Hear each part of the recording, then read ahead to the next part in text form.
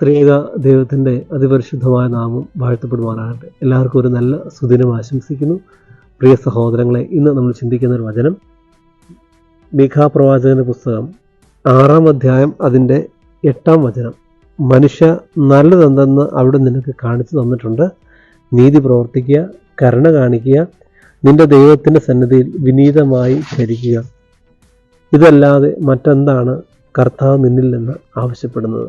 ദൈവം നമ്മോട് ആവശ്യപ്പെടുന്ന 3 കാര്യങ്ങളാണ്: നീതി പ്രവർത്തിക്കുക, കരുണ കാണിക്കുക, ദൈവസന്നിധിയിൽ വിനീതമായി പ്രവർത്തിക്കുക, ജീവിക്കുക. പ്രിയപ്പെട്ടവരെ, ഈ വചനങ്ങളെ ഹൃദയത്തോട് ചേർത്ത് വെച്ച് കർത്താവിൻ്റെ മുമ്പിൽ വിനീതമായി ചരിക്കുവാൻ, ജീവിക്കുവാൻ നമുക്കിടയാകട്ടെ. മറ്റുള്ളവരോട് കരുണ കാണിക്കുവാനും നീതിപൂർവം പ്രവർത്തിക്കുവാനും നമുക്കിടയാകട്ടെ. ഈ പ്രഭാതം കർത്താവിൻ്റെ ഹിതപ്രകാരം നമ്മുടെ ജീവിതത്തെ ക്രമപ്പെടുത്താം. അതിന് ഈ വചനഭാഗം ഇടയാകട്ടെ എന്ന് പ്രാർത്ഥിക്കുന്നു. സർവശക്തനായ ദൈവം നിങ്ങളെല്ലാവരെയും വാഴ്ത്തി അനുഗ്രഹിക്കുമാറാകട്ടെ.